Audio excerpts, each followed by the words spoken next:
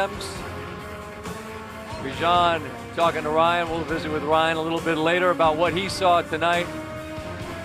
Just a remarkable performance from him.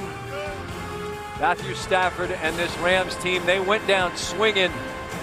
Had a couple of deep shots that nearly connected. One that, as you heard Joe and Troy talking, could have been PI perhaps, which would have put him in field goal range to tie it up. Sean McVay and the Rams. The 1 seed is now gone. That was gone before tonight, and now it's just a matter of seeding. We'll see if they are the 5 or the 6. Hi, how are you? Scott Van Pelt here in Atlanta, where this Atlanta team had not won on this field since Week 6 against Buffalo on a Monday night game. It's a 24-10 lead as Zane Gonzalez comes in for the field goal. It is blocked. Rams have had all sorts of special teams problems. Then again, so have Atlanta this year. That's Jared Verse with the block, the scoop, the score. And just like that, the 21-0 game is now a 7-point game. And now under 3 minutes, after Puka Nacua made an incredible catch on a touchdown that was waved off by a holding call, Stafford, Nacua, touchdown, tie game.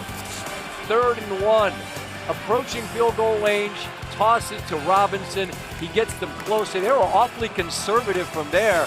51 these days is kind of like a layup. Snap, hold, toe meets leather. It's good from Gonzalez, and it is a 3-point lead for the home team. Rams trying to get close enough, and this in real time looked like, my goodness, has Puka made a one-handed catch? It looked initially like perhaps he had, but when they took a look, you'll see, yeah, he's got it, but then it comes out on the way down. Would have been an absolutely astounding grab. Here's the look at it that shows you clearly that the ball does come free from his grasp because he's got it there, but not there.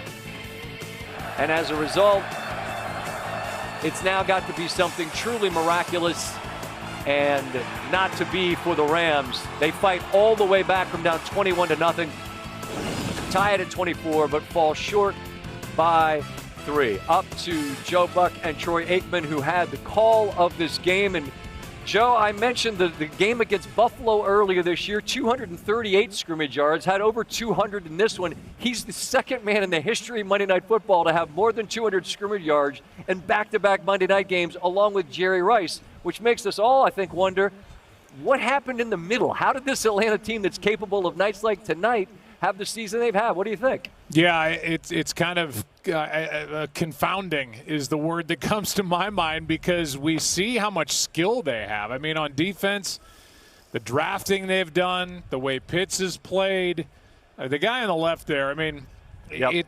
That's Elijah Wilkinson as right tackle. Bijan Robinson is just sensational. Kirk Cousins has played well, and that's part of it. I think they've played better with Cousins since he's come in. But it's a great question, and I don't know that anybody has a perfect answer to it, just inconsistent. And it's a young team, but, yeah, hard to believe that they are on the outside of the playoff picture when they can roll out this kind of talent for a game like tonight and beat the Rams. Troy, is a workload like Robinson shouldered tonight something that could be sustainable over the course of 17 seasons? Because, man, they put a lot on that young man's plate this evening. They sure do. I mean, it would be hard to believe. I mean, it was just what a treat to get to watch him play tonight. I mentioned it during the broadcast. Coming into the game, he was accounting for 40% of his team's offensive total yards, which was the most in the league. At one point tonight, I don't know what he finished with, but it was at 70%. So, I mean, it tells you just how dominant he has been throughout his career, and then certainly this season, and then once again this evening. But, yeah, he's a special talent. And I just hate the fact that as good as he has been since he came into the league, that he's yet to experience, some of the great things that come with being a really special player, and that is playing in the postseason. And he hasn't even had a winning record. So that part of it's been disappointing, but he's an upbeat guy. Got a chance to visit with him. Couldn't speak more highly of him, and a great face for our league.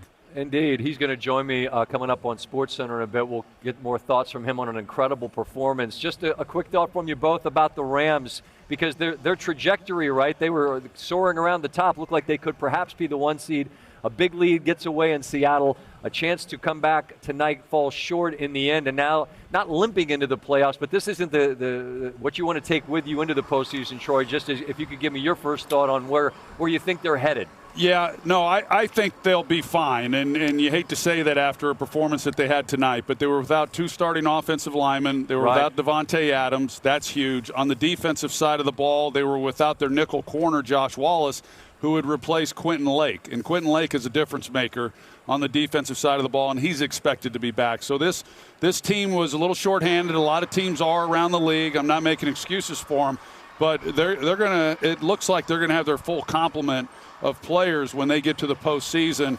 They're really well coached. They're really talented. I can't imagine. Of course, on any given game, you can go out and play like they did tonight. But if they're playing good football, they're a tough out.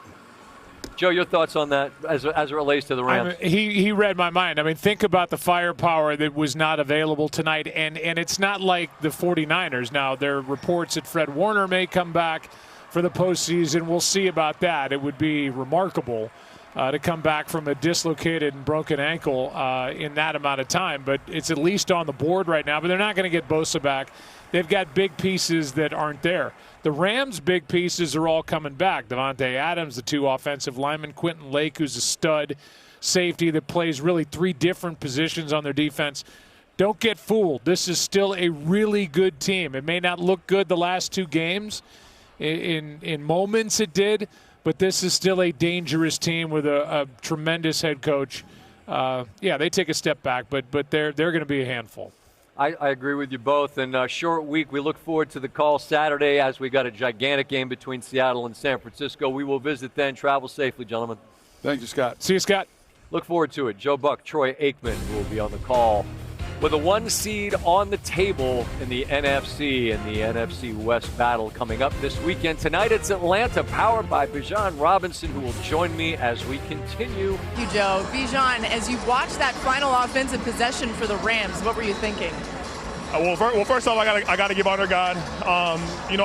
Jesus has put us through a lot of adversity, but in this moment right here, He let us get this win. So I got to give all the glory to Him, and it's just so much peace to know that God is in control of this whole team, control of all of us. So He's what drives me, He's what drives us as a team, and I got to keep giving Him praise on and off the field. But yeah, I thought He caught the ball. So we were all looking at each other, and we were like, no way He caught this ball to end the game, and obviously it was incomplete. So, man, praise God, and we got the win. Let's go.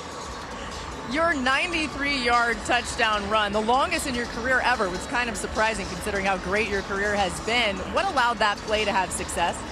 It was the O-line and the downfield blocking, the backside blocking. Obviously, I just had to make one miss, and there was a guy in the hole, and I had to make him miss a little bit, and then, I got to use my speed, and it was cool because people think I'm kind of slow a little bit, but I'm like, man, if I get some space, we'll take it. So that was a really big moment for the team, and just a big momentum changer for us, and it was really huge.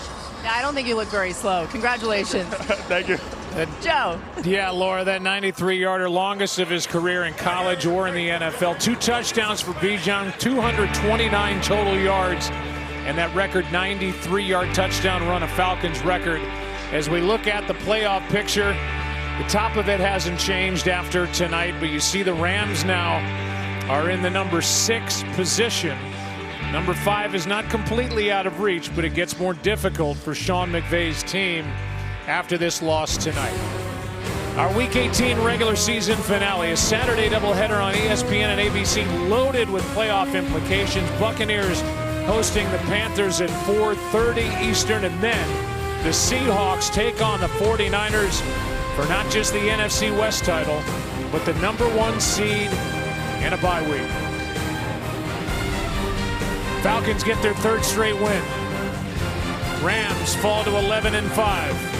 For Troy and Lisa and Laura, I'm Joe, our producer, Steve Ackles, our director, Artie Kempner. It's been a fun night tonight. This has been a presentation of the NFL and ESPN Monday Night Postgame, presented by Nationwide. Up next, here's SVP.